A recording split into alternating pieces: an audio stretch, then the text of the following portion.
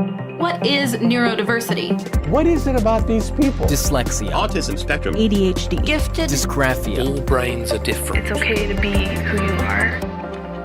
This is the Neurodiversity Podcast. Hey there, and welcome to the first episode of 2021. I'm Emily Kircher-Morris. As you can tell, Mind Matters has officially become the Neurodiversity Podcast. Our mission hasn't changed. We're still working to bring awareness to giftedness and twice exceptionality, but we're also expanding to bring you more episodes in 2021. We're looking forward to the chance to be a part of a movement that's designed to reframe differences that were once considered disabilities or disorders and looking at them as though they are variations within human development. We recognize that there are difficulties, but we also hope that we can help people understand that these forms of neurodiversity can be harnessed as strengths. They're both challenges and opportunities. And as we go forward, we can still use your help. Be sure to share us with your friends and colleagues. Make sure you subscribe. And if your favorite podcast platform has a way to leave a positive review, like in Apple iTunes and Apple Podcasts, please write one. And of course, if you feel like you can chip in financially, go to neurodiversitypodcast.com and click on support at the top of the page. So the first time I heard the term neurodiversity, it was when I was reading the book of today's guest. Want to tell us who you are? Sure. I'm Steve Silberman, and I'm the author of Neurotribes, The Legacy of Autism and the Future of Neurodiversity. A Talk with Steve is next. Previously on the Neurodiversity Podcast. Practical intelligence and emotional intelligence. You also mentioned some brain training programs. Why are we clinging on to those concepts? That's another book.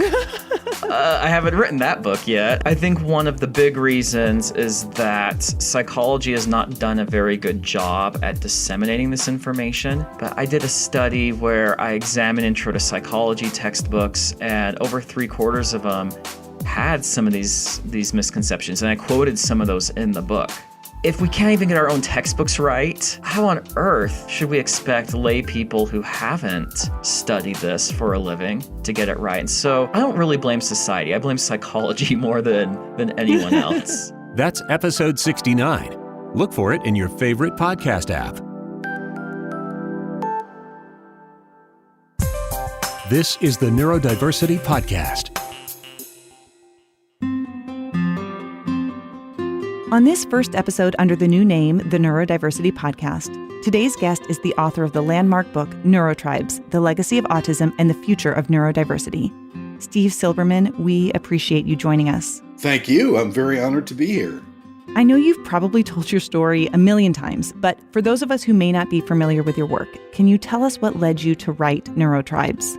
So back in the year 2001, I was a science writer for Wired magazine, and I noticed that a lot of the people who I would speak to in Silicon Valley were, very, very focused on their work, did not necessarily have the most graceful social skills. There was a sort of prevalent, stereotype of programmers as socially awkward, etc.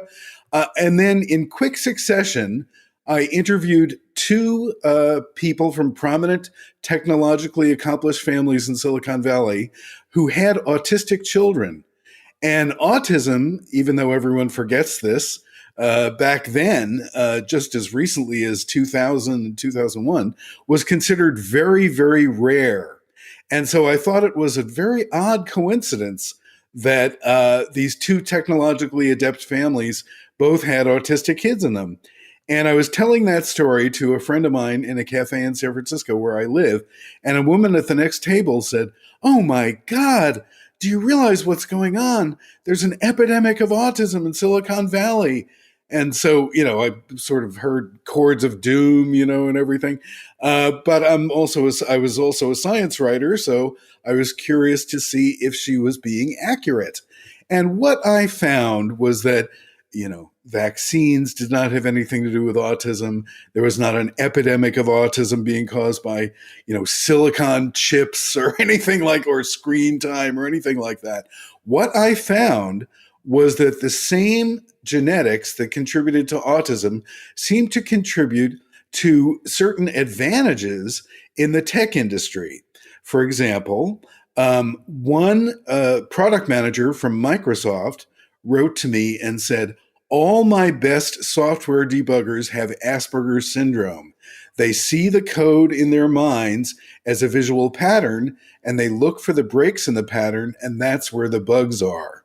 And so I started to think about autism in a different way than the kind of medicalized, pathologized, it's a syndrome, it's a disorder, it's an epidemic, which it wasn't. And I started to wonder, why don't we know more about what seemed to be causing an astonishing rise in autism diagnoses? And why didn't we know why there seemed to be a lot of autism in high-tech communities like Silicon Valley and other places in the world? And so I started pursuing that. And the more that I dug into it, the more that I decided that one of the problems was that a lot of really important truths about the discovery of autism had been either forgotten or were never known or had been deliberately buried by the people involved. And so I started a long research process that culminated in the publication of Neurotribes in 2015. As you told that story of your experiences in Silicon Valley, it reminded me of my earlier days of teaching before I became a psychotherapist. I remember the school counselor coming into me one day and she said, there's a student in your class who I think has something I just heard about called Asperger's syndrome. And she was the school counselor. Oh, wow. And that was like 2001. And it reminded me of just how much has changed in a pretty short amount of time. Well, for one thing, the word neurodiversity is still relatively new. And there's no more dramatic demonstration of that than the fact that the title of my book in England is Neurotribes, The Legacy of Autism and How to Think Smarter About People Who Think Differently, which is an incredibly cumbersome title. But the reason why it doesn't say neurodiversity is because nobody at the publisher had ever heard that word. And I begged them, I said, they will hear about it, please use the title that we're using in America. They did not. Yeah. But now, of course, a lot of people know about the concept. And really what the concept is a shift away from the medicalizing and pathologizing jargon. Neurodiversity, in its most basic sense, is just the recognition that people have different kinds of minds that work differently, like different operating systems and computers. And they don't necessarily fall into a superior or inferior rank. Different types of minds take different approaches to solving problems and to expressing themselves and to engaging in creative processes. And so rather than demonizing certain kinds of minds as, oh, that's a disease or a disorder, it's a recognition that diversity of human minds in a human community is a good thing, like biodiversity in a community of living things in, say, a rainforest is a good thing that helps that community prevail against sort of unpredictably changing conditions. And, if the last year has taught us anything, it's that we can't always predict the future. And we need different kinds of minds taking different approaches, working together to solve enormous problems like climate change or like COVID-19. In fact, as I said earlier, I think the first time I heard the word neurodiversity was when your book was published. Yeah. What are some of the other changes that you've noticed in how people are perceiving neurodiversity and autism? One of the biggest changes is that the societal conversation about autism for most of the 20th century was behind the backs of autistic people. And there was a very good reason for that. Adults could not get an autism diagnosis in most places until the 1990s. It wasn't even considered an adult condition. People would always, if you saw a picture of autistic people on a charity website, it would always be children. And in fact, it would always be sort of sad looking children, like looking at the world through a foggy piece of glass or something like that, or, with puzzle pieces missing, et cetera. Now we understand that diversity is actually a strength in society and in human communities can be a strength even in a company. So that the Harvard Business Review a couple of years ago ran a front page article. Harvard Business Review is like when big capitalism gets serious about something, it goes to the Harvard Business Review.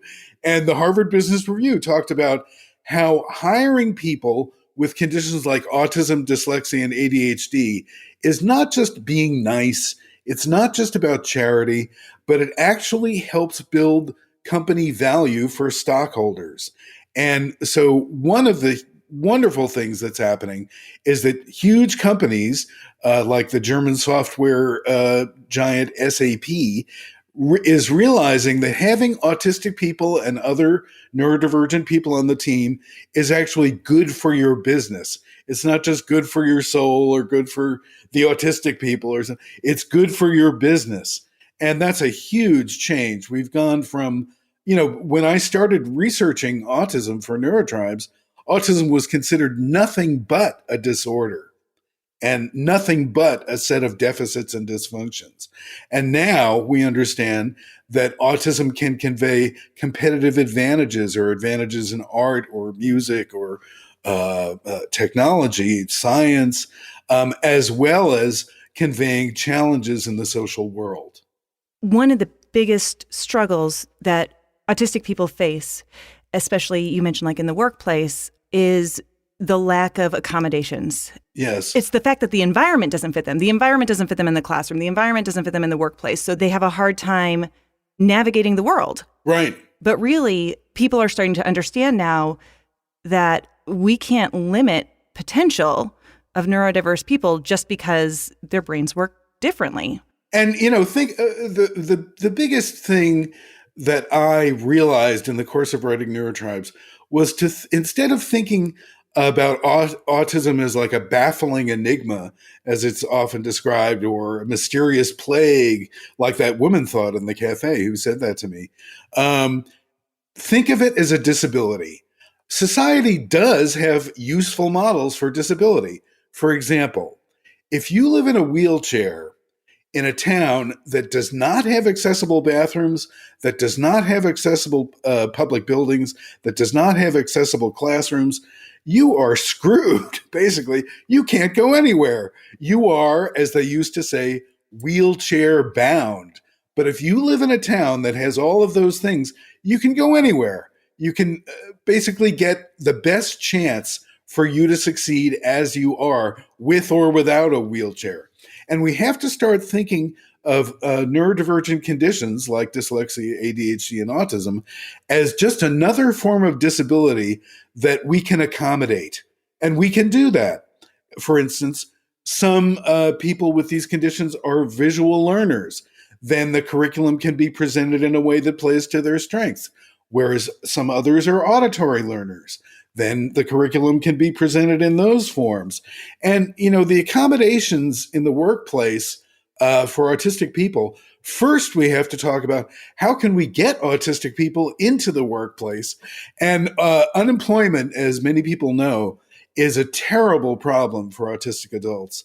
And while I was writing Neurotribes, I spoke to many, many people who told me that they had never had a job because they'd never been able to get through a face-to-face interview. And if you think about the usual kind of pro tips for a face-to-face interview, it's a list of things like give a strong handshake, good eye contact, sell yourself. These are all things that are really difficult for autistic people to do, many of them. And so we have to reform not just the way that we do interviews and onboarding processes for companies, but we have to get beyond a value that is very, very prevalent and almost kind of unconsidered or unconscious in Silicon Valley, which is if you ask, young entrepreneurs what kind of employees they want, they say, we want team players. We want people who are like us. But the virtue of having neurodivergent employees is that they are often not team players, and they see problems from different angles and can suggest criticisms or approaches that a neurotypical person would not suggest. And that's a really profound thing. It also even is something that we need to think about when we think about race in hiring. Instead of thinking about, people like us, which is usually white guys, we have to think about the values of having different perspectives. And that's one of the great gifts of neurodiversity to the future of industries like technology and science and lots of different areas of life.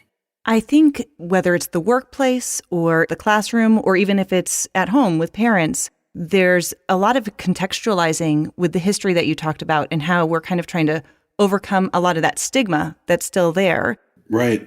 What do you think is some of the value for individuals who maybe are not neurodivergent themselves, or perhaps are, to understand that history about autism?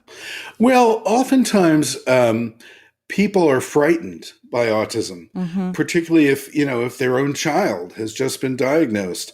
They will often hear from alleged professionals that the potential of their child is very limited, or that the child will be a source of great worry and will not be able to love them back, etc. Those are myths. The notion that autistic people only care about themselves is a myth from the 1930s and 40s, which I talk about in the book. And these ideas have become very toxic over the years. There was a conception that autistic people lack empathy. Well, in fact, some autistic people do lack empathy, like some neurotypical people. One of the things that we need to do is talk about the strengths of being neurodivergent. And one of the things that I stress a lot is that individualized education plans, which I'm sure, Emily, you're very familiar with, is something that, teachers and parents and the school system come up with so that the child can get the best chance of a good education. They often dwell only on the shortcomings of the child or the alleged deficits or impairments that the child is struggling with. We also need to focus on strengths and interests. Because one of the things that I excavated from the history of autism is that the notion that autistic interests, which do tend to be very intense and focused, that's an impairment or a shortcoming, that's wrong. That's how autistic people learn. And so by feeding the so-called obsessive interests of autistic children, that gives them a platform to be authentic about what they really care about. And then they can pursue those interests into a potential career and a potential full role in society. One of the things I see, especially with my clients who are often extremely bright, but they're struggling in the classroom setting. A lot of the kids don't even qualify for an IEP. Right. They're not impaired enough, or they kind of can get by, but they're really struggling if you look just beneath the surface. Right. And, their parents are scared. Sometimes it's like, if we can get them through school, we can get them into a career that'll, feed that passion. And that's what they need to survive and thrive, I think. And we miss that a lot of times. Exactly. And, I talked earlier about interviewing family members of technologically very adept families that had autistic kids. One of the young girls in my book, when she was born, her pediatrician told her parents, there is very little difference between your daughter and an animal. Wow. She just graduated college. Yeah. So there was, in fact, a lot of difference, And one of the things that successive generations of parents have been learning for decades now is not to believe the most dire predictions about their children. And believe that their children have more potential than authorities often give them. Mm-hmm. What do you think, looking forward with the neurodiversity movement and as much progress as has been made, what are some of the obstacles that you foresee? There are a couple of obstacles. One way of looking at people on the spectrum, which I think has been really harmful, is to divide them into two different distinct groups, quote unquote, low functioning and quote unquote, high functioning. I think that's a very, very damaging and false dichotomy. Basically, if you're called low functioning, it means that your potential is disregarded and your abilities are disregarded. If you're called high functioning, it means that your struggles and challenges are disregarded. And so oftentimes, even though people talk about, neurodiversity, that's nice for the high functioning people, that is not only false, it's deadly. Sure. Because for adults who are branded high functioning with Asperger's syndrome, there is a very high risk of suicide.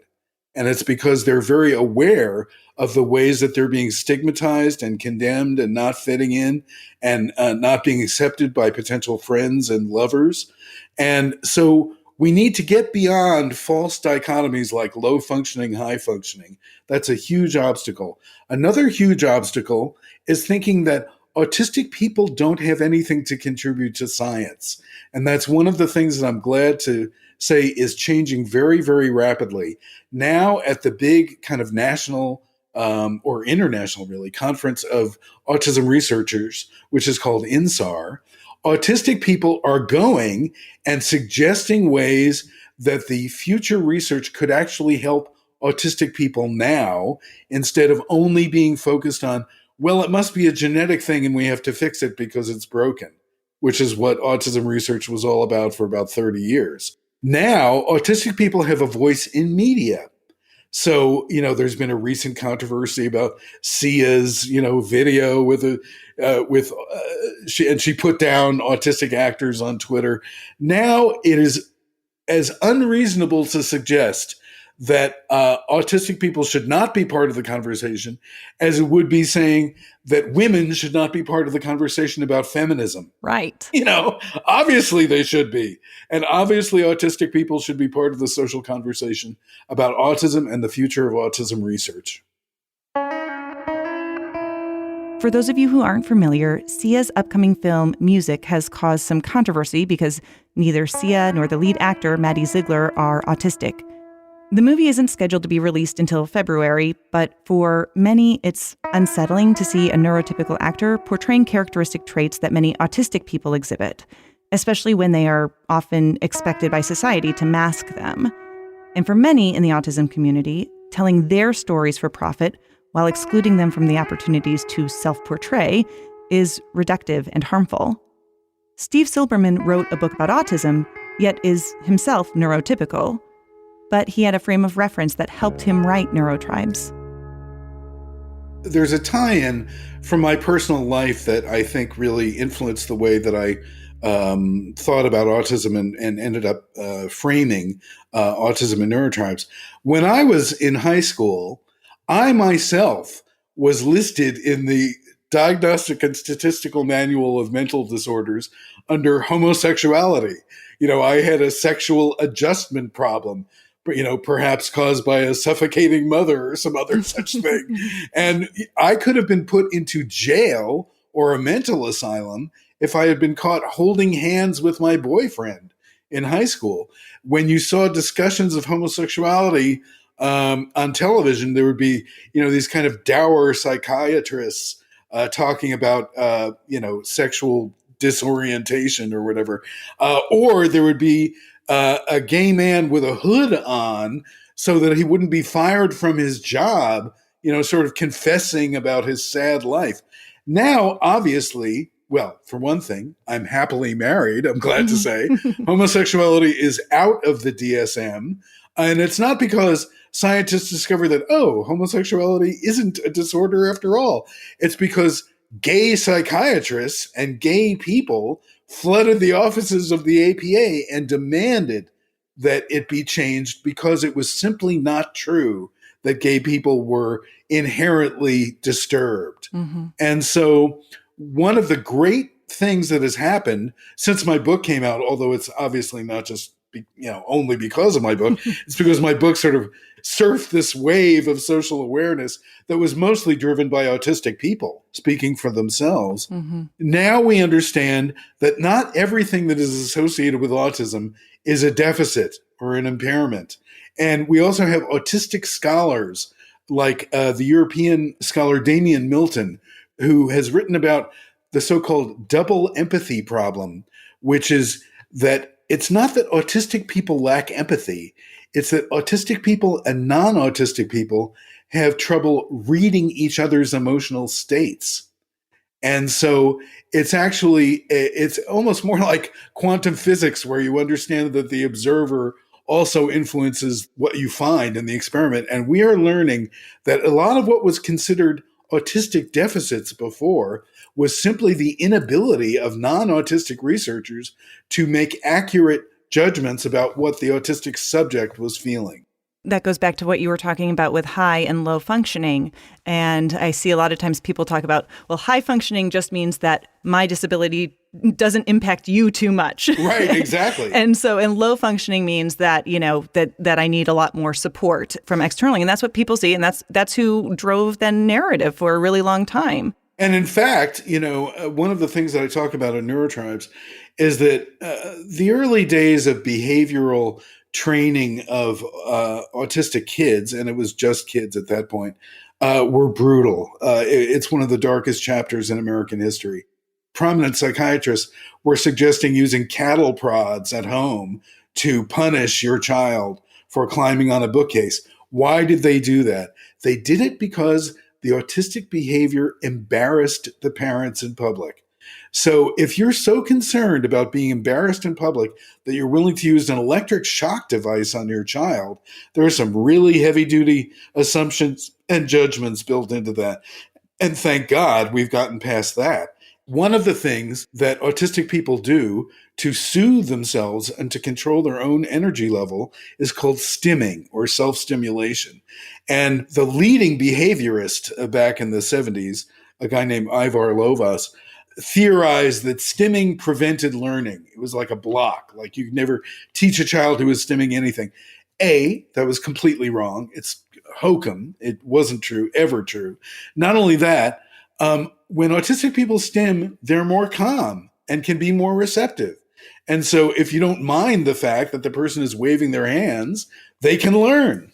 Hopefully the thing that people are beginning to understand, but again, classrooms specifically, that's a problem, for somebody to be pacing while I'm teaching or whatever. It's like, well, right. That's okay. They can walk back and forth. That's a self-regulating behavior. Right. And you mentioned that thing with the cattle prods in the 70s and kind of basically train autistic individuals to behave differently. And it's like, yes, we've made progress, but we still have a long way to go as far as ABA and beliefs and protocols that are not neurodiversity affirming, to say the least. Yes, that's true.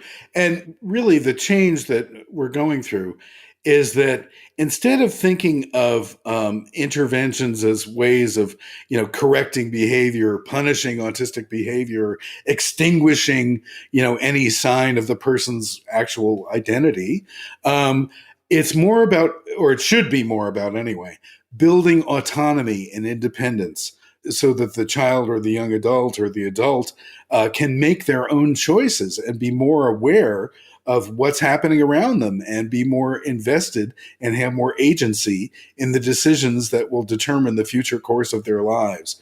And that is really important. And that's something that's, not just for programmers in Silicon Valley. It's for people with intellectual disability as well. And one of the interesting things about that suggests that the so-called high functioning and low functioning dichotomy is false is that I have seen autistic people who would be gauged as high functioning relate intuitively really well to people who can't speak. And one of the things that people who can speak and who are also autistic can do is to articulate the concerns of people who cannot, or promote the use of alternative and augmentative communication devices for people who cannot speak. There's a movie that I don't know where the release is right now, but it's called The Reason I Jump. It's based on the book that became, I believe, a bestseller, written by a Japanese teenager with autism who's nonverbal or non-speaking. It is a really profound film. I recommend it to everyone. It should be coming out soon, and however movies come out now. Can you imagine how your life would be if you couldn't say what you wanted? It looks at the fate of non-speaking people in different cultures, including third world countries. And the inescapable message of the film is that just because you can't speak doesn't mean you have nothing to say. I think that is probably one of the biggest obstacles for individuals, especially maybe for parents who have a child who is non-speaking and they're not as familiar with some of the movement within the neurodiversity community, because it's hard if you can't communicate with your child or don't know how to communicate with your child. If you're a parent who is challenged by, what often gets called problem behavior on the part of the child, there's another book I would recommend called Uniquely Human, A Different Way of Seeing Autism by Barry Prezant. He does a different form of intervention than ABA. It's called CERTS. And it's much more respectful of the autistic person's identity. And instead of just looking at behavior and branding it as problematic or even just autistic, it looks at the way that the behavior of autistic people, it's human behavior. They're responding to things in the environment. And that it seems like a subtle thing, but that's really a profound insight, that instead of just branding behavior as unacceptable, that must be extinguished or whatever, you try to understand what the person is responding to in the environment. So I would very much recommend that book. It came out about within a month of my own book, Neurotribes. And Barry Prezant and I instantly recognized that our books were sort of sister books, that my book was the history and that his book was the lessons of the history applied. I've read both of those books, and I agree that they're really great starting points for anybody if you're unfamiliar with neurodiversity, and whether you're a parent or an educator or just somebody who's curious. Right. In the book, you really explain how there were kind of these two paths that were followed. Leo Kanner and Hans Asperger, who were very influential in how we understand autism. Can you talk a little bit just about that history and how that has influenced where we are today? Hans Asperger and his colleagues like George Frankl and Annie Weiss and Joseph Feldner, really discovered autism in Vienna in the 1930s. They had a clinic that was an extremely humane place to be. It was often a place of last resort for kids who had been kicked out of schools or sent there by the juvenile courts, et cetera. And more than just a clinic where kids would get screening tests, it was a place where kids could learn how to reintegrate themselves into society and to get along with people, as well as learning the traditional subjects like math and history and literature. Well, that sounds nice, doesn't it? Until you realize that in 1938, the Nazis marched over from Germany, over the mountains into Austria, took over the hospital where these people were working. Asperger's Jewish colleagues, like George Frankl and Annie Weiss, had to leave so that they wouldn't get sent to a concentration camp. And not only that, Asperger's bosses became fervent Nazis.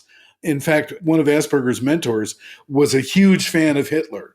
So one of the things that happened was that the Nazis passed eugenics laws targeting people with hereditary disabilities. And even though the word autism was only being used by Asperger and his colleagues, two of the categories of people who were targeted for extermination were people with epilepsy and schizophrenia.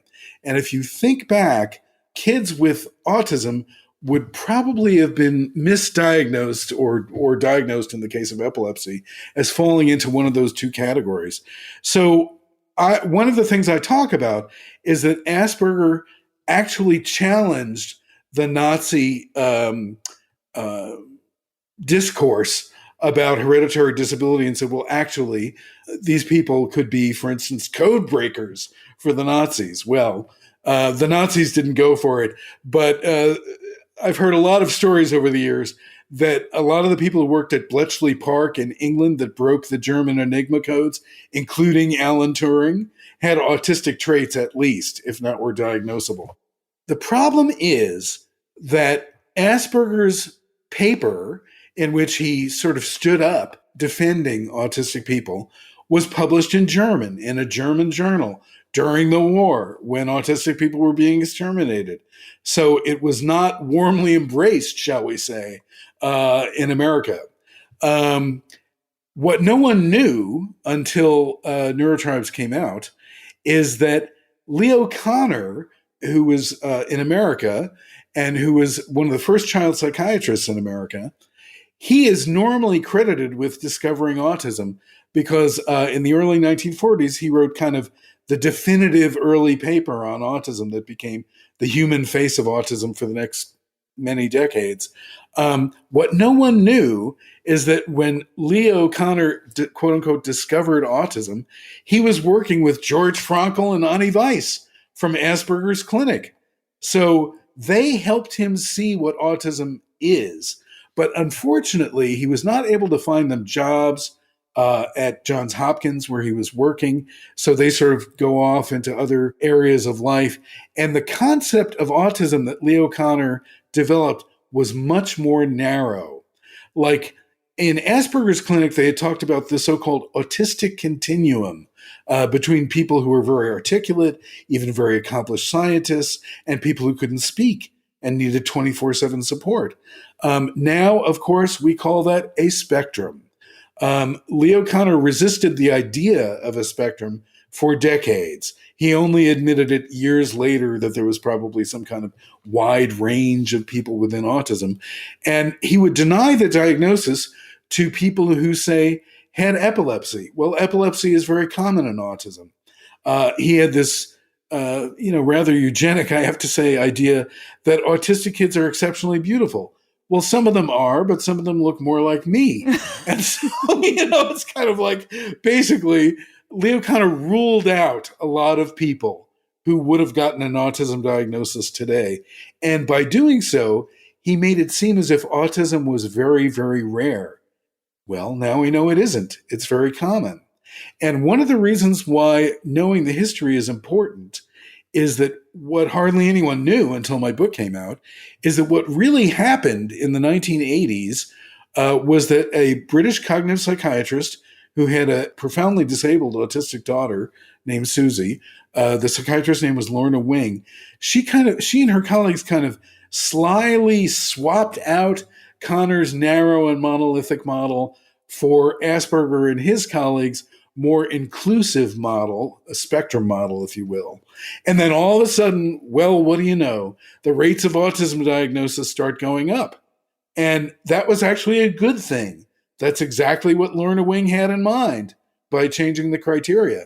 But then Andrew Wakefield, the now completely discredited, he was stripped of his medical qualifications in England, came along and said, it's vaccines.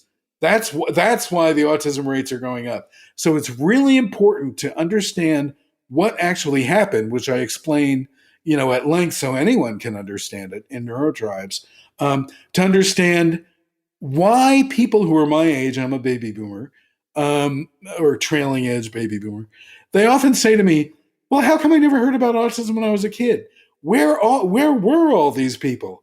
Well, I found them, and they were often not diagnosed with autism. They were diagnosed with something called childhood schizophrenia. Well, guess what? Childhood schizophrenia was considered an epidemic in the 70s and 80s. Now we understand that childhood schizophrenia in its true form is very, very rare, and autism is common. It's really important so that you don't get sort of sidelined, particularly in this era when, dare I say, vaccines are going to become extremely important to all of us within the next couple of months. It's really important not to be confused about why the autism rates started going up so steeply in the 90s. There's a lot of optimism in the neurodiversity movement. What do you see as some of the next steps? What are the things you see on the horizon for autistic individuals or neurodivergent people? Some of the most important developments are the seriousness of the efforts to increase employment among autistic people, to build transition programs from high school to the workplace. That's huge because, if you can't get coaching and be introduced to people who can put you on track to get a job, then you end up being dependent on your parents or society. And I had many parents tell me in the course of researching Neurotribes that they were scared to die because they were worried about what would happen to their children who had been dependent on them their whole lives or living with them or et cetera. And so increasing autistic employment is huge. I think amplifying the voices of autistic people in the cultural dialogue about autism. That's something I always try to do. In fact, I'm about to do another podcast with Simon Baron-Cohen, who is a very well-known autism researcher. He has a new book. It's a fascinating book. It's called The Pattern Seekers. But before I agreed to do an online interview with him, I asked if I could have an autistic person with me to co-interview him so that she could bring up the concerns within the autistic community. And I think those are efforts that really contribute to us being able to appreciate the full humanity of neurodivergent people. Steve Silberman, author of Neurotribes, thank you so much for being our first guest of 2021. Thank you so much, Emily. It's really been a pleasure.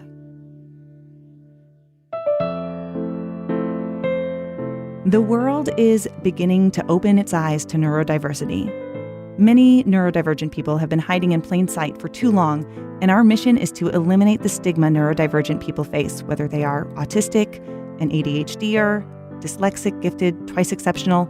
And that's just some of the types of neurodiversity that deserve exploration and understanding. Whether you are a new listener or you've been with us since the beginning, we are grateful to have you along for this journey. Welcome to a new neurodiverse world.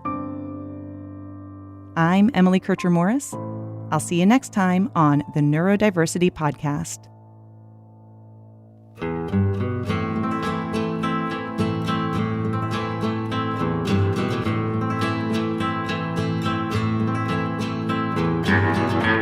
Our thanks to Steve Silberman, whose generosity of time is much appreciated.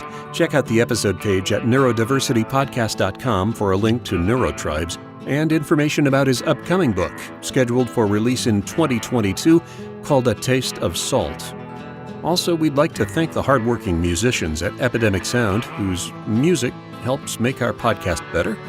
And of course, thank you for being part of this journey as we step up our game and bring you more content in 2021. Would you tell a friend? I'm the show's executive producer and Emily's fashion consultant, Dave Morris. Stay safe. Stay healthy. See you next time.